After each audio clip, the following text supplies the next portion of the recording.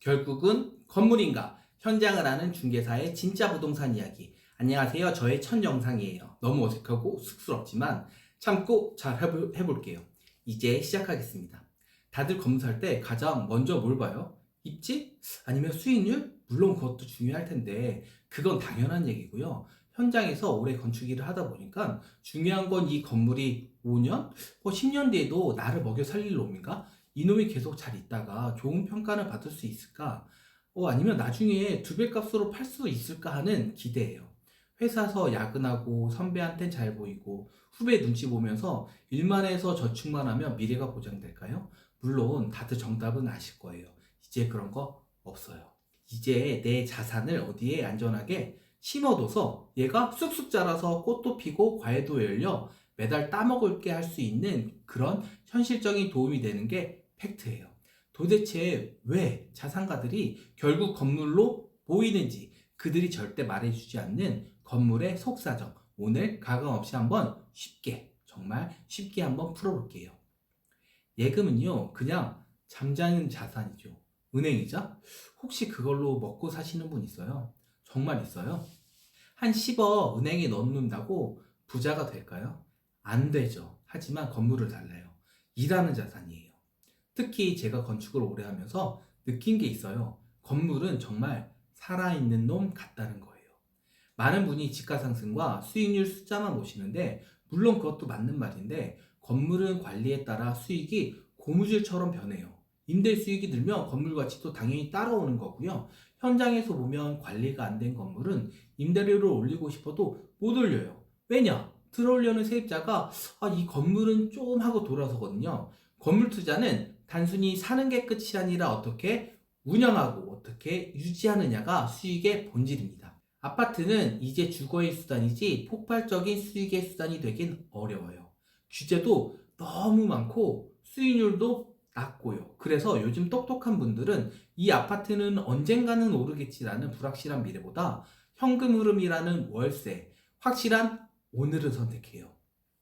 은퇴쯤에 가장 무서운 게 뭔지 아세요? 목돈은 좀 있는데 매달 들어오는 현금이 없는 거예요.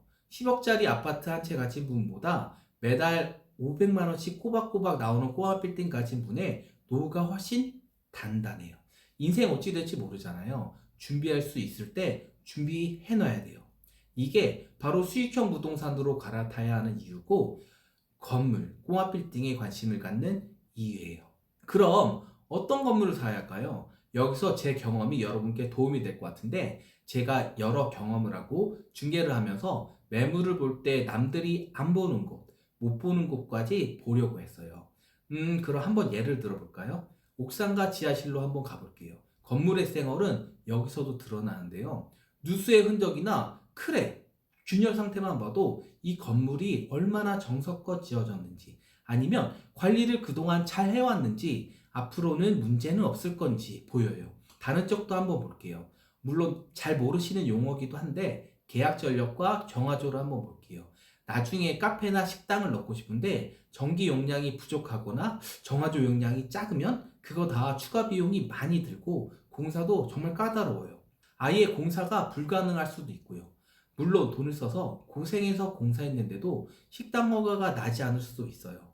그러니 건물에 대한 건축법이나 여러 시도 조례 등을 정말 잘 알고 경험도 풍부하게 가지고 있는 상태에서 많이 알아보고 공부하고 선택해야 돼요.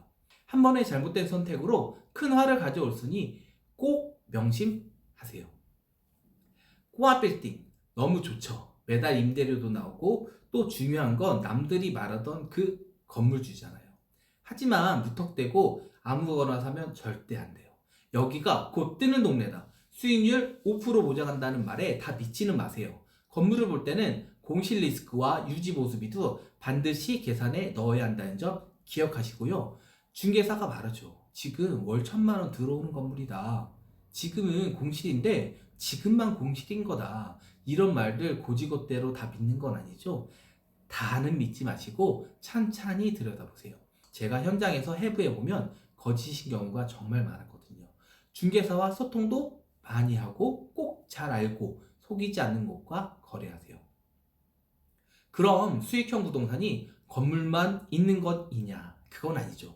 이번에는 정말 간단히 다른 수익형 부동산 장단점 한 줄 요점만 말할게요. 오피스텔 관리는 편하지만 집가 상승이 느려요. 지식산 센터 세제 혜택은 좋지만 입지별 양극화가 심해요. 요즘 과잉 공급 때문에 공실 이슈도 엄청나고요. 아파트 빌라 안전하죠. 근데 이제 주거시설은 투자 가치로 매력적이지 않아요. 매달 들어오는 수익도 적을 수밖에 없고요. 상가 건물 공부는 어렵지만 나만의 색깔을 입혀 가치를 무한대로 키울 수 있는 도화지 같은 존재입니다. 자, 부동산 투자는 혼자 하는 게 아니에요. 특히 건물은 더욱 그렇죠. 제가 앞으로 이 채널에서 중개사의 눈과 건축업자로서의 경험과 감각을 동시에 빌려드리겠습니다. 겉모습에 속지 않고 내실에 있는 자산을 고르는 법, 저와 함께 쉽게 공부해 보시죠.